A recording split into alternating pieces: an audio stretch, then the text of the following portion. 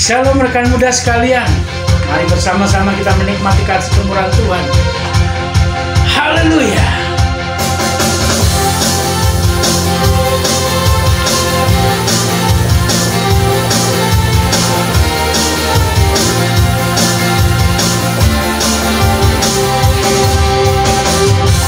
Tuhanlah kekuatan dan mazmurku, ya gunung batu dan keselamatanku. Hanya padamu hatiku percaya, Kaulah benaran dan kota perlindungan. Ku mau selalu bersyukur, sebab cintamu padaku takkan pernah berubah. Hatiku percaya, walau bumi bergoncang, gunung-gunung beranjak, namun kasih setiamu tak pergi dariku. Haleluya. Ku mau selalu bersyukur, sebab cintamu padaku takkan pernah berubah. Hatiku percaya, walau bumi bergoncang, gunung bisa beranjak, namun kasih setiamu tak pergi dariku. Kasih setiamu tak pergi dariku. Kasih setiamu tak pergi dariku.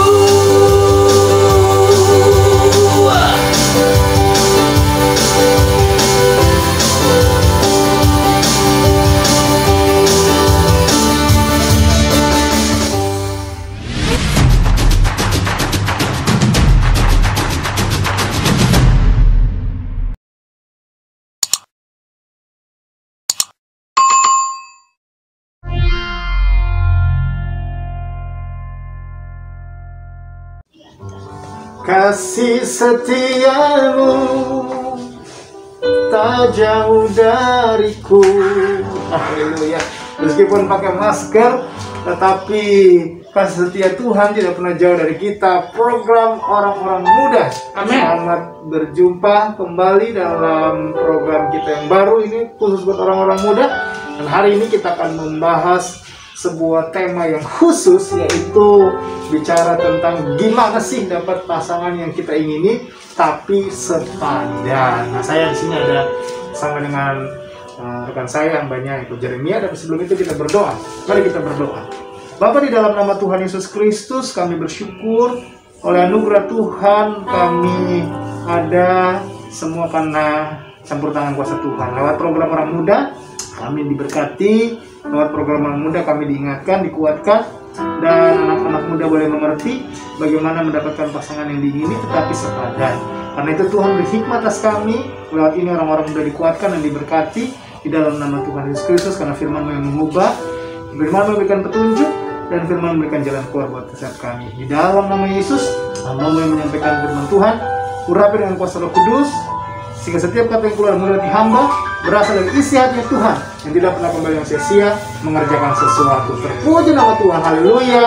Amin. Haleluya. Puji Tuhan. Nah, sebelum kita diskusi lebih jauh, saya akan angkat dulu satu nas ayat Alkitab menjadi pegangan kita pada saat ini. Nah, ayat ini berkata begini, 2 Korintus pasal yang ke-6, 2 Korintus pasal yang ke-6, ayatnya yang ke-14. Janganlah kamu merupakan pasangan yang tidak seimbang dengan orang-orang yang tak percaya. Nah, kita bilang jangan kamu merupakan pasangan yang tidak seimbang dengan orang-orang yang tidak percaya. Nah, sebelum kita diskusi, dalam membangun rumah tangga, ada hal yang paling utama. Jadi, ada banyak faktor. Faktor yang pertama, faktor yang mungkin berbeda-beda. Misalnya kita suka atau enggak, dia senang atau enggak, iya kan? lalu kemudian faktor yang lain, keluarga setuju atau enggak, keluarga kita setuju atau enggak, dan lain sebagainya. Ada banyak faktor, tapi faktor yang paling utama adalah dalam membangun rumah tangga adalah membangun dengan satu visi atau membangun dengan satu tujuan yang sama. Kenapa harus membangun dengan satu tujuan dan visi yang sama? Karena secara sederhana yaitu supaya lebih mudah nanti dalam mengatur rumah tangganya, lebih mudah nanti dalam membangun rumah tangganya, gitu kan? Lebih mudah nanti beradaptasi dengan rumah tangga yang baru dan lain sebagainya. Yang kedua, meminimalkan masalah dalam hidup. Ya, jadi dalam hidup kita ini ada masalah-masalah yang memang Tuhan izinkan terjadi. Dengan yang sepadan, maka akan meminimalkan masalah-masalah hidup kita. Dan yang ketiga adalah lebih terarah. Artinya anak kita nanti akan diarahkannya lebih mudah, arahkannya kemana, kita juga kalau ada masalah lebih terarah, apa yang harus dilakukan, pergumulan terjadi kita mengerti dan lain sebagainya. Haleluya. Karena itu kita akan berdiskusi pada saat ini, dan rekan saya hambanya Eko yang akan memberikan sebuah diskusi-diskusi yang indah atau memberikan sebuah pertanyaan-pertanyaan yang indah dalam diskusi kita kali ini. Haleluya. Puji Tuhan. Haleluya. Puji Tuhan. Ini kita langsung saja mau tanya kepada Pastor Aldo. Ini kita samakan dulu nih persepsinya nih. Ya. Yang pertama, sepadan ini apa maksudnya? Sepadan ini maksudnya latar belakang pendidikan kah? Latar belakang status sosialnya kah? Atau latar belakang pekerjaan kah? Atau apapun. Jadi kita samakan dulu sepadan. Sebab tema hari ini cari pasangan hidup, ya, yang kita ingini, berarti kan yang ngeklik sama kita kalau bahasa anak muda kan, tapi harus sepadan. Jadi kita samakan persepsi kita dulu sepadan. Tentu patokan kita firman Tuhan, nggak ada yang lain. Sebab itu yang tertinggi, patokan paling tinggi firman Tuhan. Iya, jadi kalau bicara sepadan tentunya bukan hanya status profesi ya, artinya nggak mesti gitu. Kalau misalnya dia dokter, kita harus dokter juga gitu ya kan. Terus kemudian kita lawyer, kita harus cari yang lawyer juga, nggak mesti juga seperti itu. Jadi sepadan itu juga tidak berkaitan dengan profesi, atau misalnya sepadan itu berkaitan dengan latar belakang suku misalnya. Oh, kalau saya suku tertentu dengan suku tertentu gitu. Dan sebenarnya kalau kita latar belakangnya suku, memang secara definisi kita akan lebih mudah beradaptasi, ya kan? Akan lebih mudah membangunnya. Tetapi yang dimaksudkan sepadan di sini adalah sepadan dalam pola pikir, sepadan dalam kedewasaan gitu, sepadan di dalam kerohanian gitu. Sehingga lewat kesepadanan pola pikir, lewat kesepadanan kedewasaan, lewat kesepadanan kerohanian, akhirnya apa? Memudahkan kita untuk kita membangun rumah tangga yang baru nanti, gitu. Lebih mudah kita untuk membangun strategi-strategi atau membangun cara-cara dalam mengembangkan rumah tangga kita atau dalam mendidik anak kita nanti. Jadi sepadan dalam pola pikir, sepadan dalam kedewasaan rohani, dan juga sepadan kita di dalam tingkat kedewasaan. Oh, berarti sepadan itu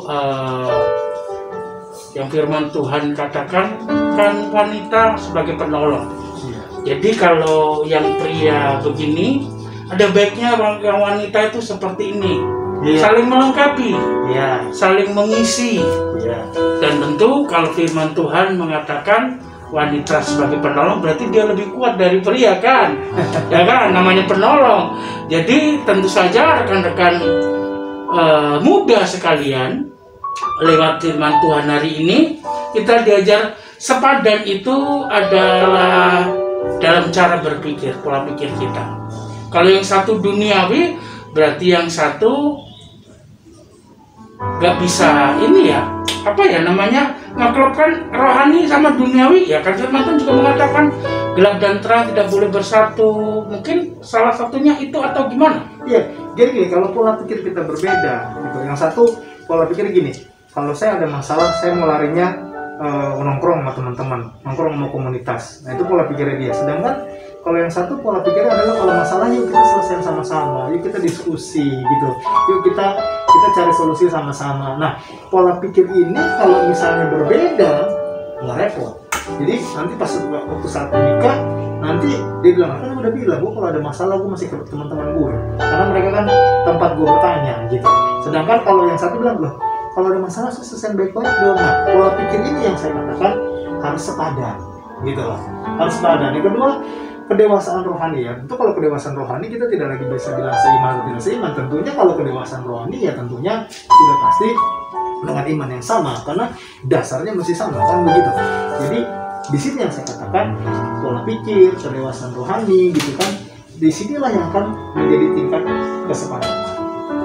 Nah tapi banyak kasus yang tidak seiman, tetapi sepertinya ngeklik, sepertinya klop, dia bisa begini, bisa mengimbangi. Iya. Nah itu gimana itu? Jadi ada pasangan-pasangan yang seperti Pak Eko bilang, bahwa ada pasangan yang mungkin beda iman tetapi sepertinya klik. Ini lebih kepada tingkat menghargai atau tingkat yang menerima tuh lebih besar gitu, lebih besar. Sebenarnya akan lebih indah kalau kita kedewasaan rohaninya seimbang, sepadan, terus kita memiliki ego lebih kecil, terus lebih memahami lebih besar. Oh itu akan lebih indah. Bayangkan yang beda aja, ketika memiliki rasa menghargainya besar, dia jadi saling menerima, saling menghargai. Tetapi, mohon kita jujur lah, pasti mereka mengalami persoalan yang berat lah. Cuman kan nggak mungkin diceritain kan, begitu. Kan nggak mungkin dipublish kan yang begitu. Dan pasti lebih berat, pasti lebih berat. Waduh, air matanya lebih berat, gitu, lebih berat pasti.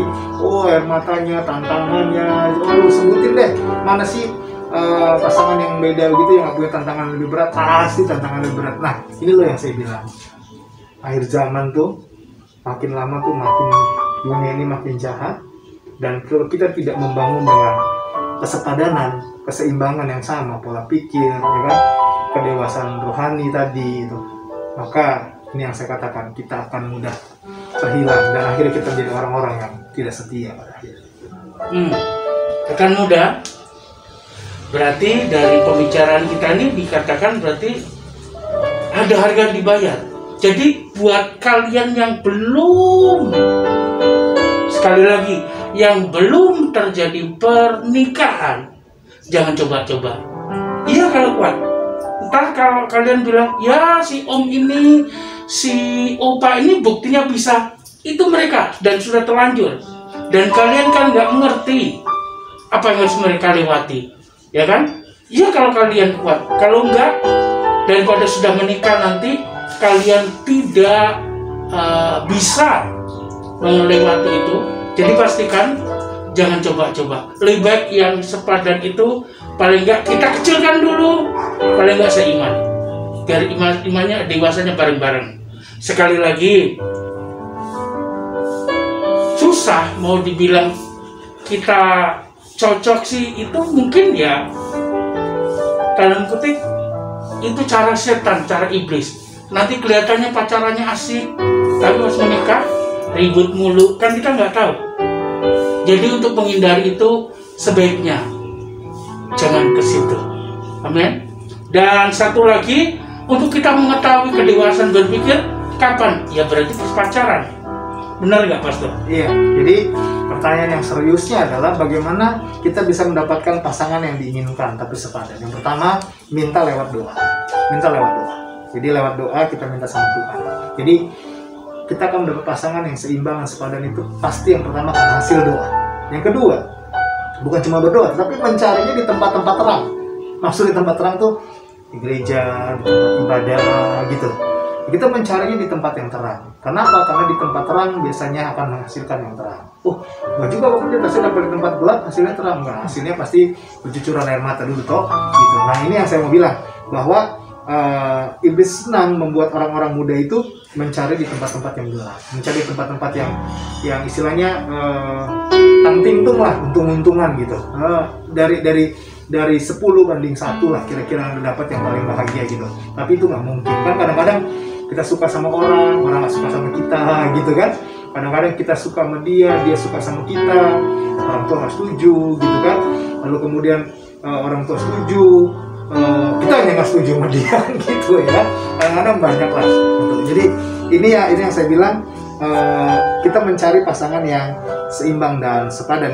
Yang kedua adalah mencari tempat terang. Yang ketiga, perhatikan saat sedang mengalami masalah. Jadi kalau dia sedang mengalami masalah, reaksinya apa, responnya apa, kemana dia lari, ya kan? Kalau dia larinya hal-hal gelap, larinya ke hal-hal yang menghancurkan dirinya, hati-hati, jangan nekat gitu, jangan gambling gitu. Nanti juga dia berubah kok. Misalnya dia narkoba nih, nanti dia juga berubah kok dengan berjalannya waktu. Dia kalau berubah, tapi kayak kenyataan tidak berubah kan, gitu. Bukan gara-gara kamu dia bisa berubah.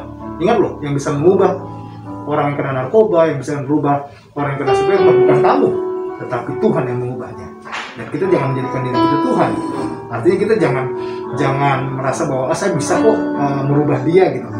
Tidak, kita merubah diri kita aja sulit, kalau kita merubah orang lain. Karena itu jangan gambling dengan hal ini. Perhatikan saat dia sedang mengalami masalah, reaksi apa, responnya. Yang keempat, yang terakhir, bukan kita dapat tuh bukan karena pelarian, bukan karena kita gua habis putus sama ini, ganti yang baru deh supaya bisa melupain yang ini. Jangan karena pelarian, juga karena pelampiasan. Gue mau balas dendam, gue mau nunjukin gue bisa kok cepet dapat yang baru. Jangan, karena itu akan menimbulkan kesia-siaan. Dan hasilnya apa? Iseng-iseng coba-coba, hasilnya malah membuat diri kita kacau. Karena itu cari yang bagaimana? Cari yang merupakan jalan-jalan Tuhan. Jalan-jalan Tuhan ini kita akan mengerti bagaimana cara mendapatkannya. Jalan-jalan Tuhan kita akan mengerti bagaimana dari Tuhan. Itu pasti akan Tuhan berikan kepekaan khusus. Nanti minggu berikutnya kita akan bahas secara detail pasangan yang dari Tuhan. Minggu depan kita akan bahas detail cara LDR yang bagus gitu. Apalagi musim-musim begini kan, pasti pacaran LDR semua kan. Bayangin mall tutup jam 8, ya kita makan di mana, ya kan, di pulang kantor segala macam nggak cukup waktu. Nah ini yang saya harus bilang, bahwa keempat hal tadi, bagaimana cara menemukan pasangan yang seimbang dan sepadan. Karena itu generasi muda ada generasi penerus untuk berdiri tegak ke kerajaan Allah di muka bumi. Karena itu generasi muda adalah pangkalan utama dari membangun keluarga Allah. Orang muda jangan sampai engkau kehilangan kesempatan yang indah dalam hidupmu. Sebagai penutup, jangan lupa saksikan program Orang Muda di Indra Lunas Channel setiap hari Sabtu jam 7 malam. Jadi berkat buat setiap kita. Terakhir, apa yang mau disampaikan buat generasi muda mengenai pasangan yang diinginkan dan sepadan? Haleluya, sekali lagi cukup jelas. Pastor Aldo bilang segala sesuatunya itu. Jadi kapan taunya? Berarti pas masa pacaran. Jadi untuk pacaran ini gali sebanyak-banyaknya. Kalian pacaran yang bener lah, anak Tuhan, ya kan? Nggak sama toh anak Tuhan dengan anak dunia. Jadi pastikan saat pacaran itu kalian tahu banget pasangan itu seperti apa. Dan itu pasti nanti endingnya saat kalian menikah itu sudah tahu trik-triknya karena pacarannya sudah benar. Amin. Jadi pastikan anak muda, gunakan waktumu dengan baik. Anak muda, cari Tuhan dengan sungguh. Anak muda, nikmati masa mudamu tentu saja di dalam Tuhan. Haleluya. Kita berdoa. Bapak, terima kasih buat program ini. Kiranya program ini boleh memberkati, mencerahkan, dan menjadi berkat buat setiap orang muda. Dan mereka boleh mencari pasangan yang seimbang dan sepadan. Karena itu lewat program ini kembali kami meningkatkan pola pikir, kedewasaan rohani, dan tingkat kematangan dalam mengolah suatu masalah. Itu adalah hal yang utama dalam membangun rumah tangga dan mencari pasangan yang seimbang sepadan. Karena itu lewat doa kami mintanya Tuhan berikan pasangan yang sepadan. Saat ini yang mereka sedang meminta pasangan, memberi yang terbaik, yang takut Tuhan, yang dari Tuhan, di dalam nama Yesus Kristus. Dan mereka yang sedang putus, kecewa karena satu dan lain hal, berobati dengan kasih Tuhan, jika mereka tidak menjadi pelarian dan pelampiasan, tapi mereka mencari Tuhan lebih utama, dan Tuhan akan memberikan yang terbaik buat mereka. Dalam nama Yesus yang berdoa. Haleluya. Amin. Sampai jumpa di Indra Lunas Channel tiap Sabtu jam 7 malam dalam program Orang-Orang Muda. Haleluya.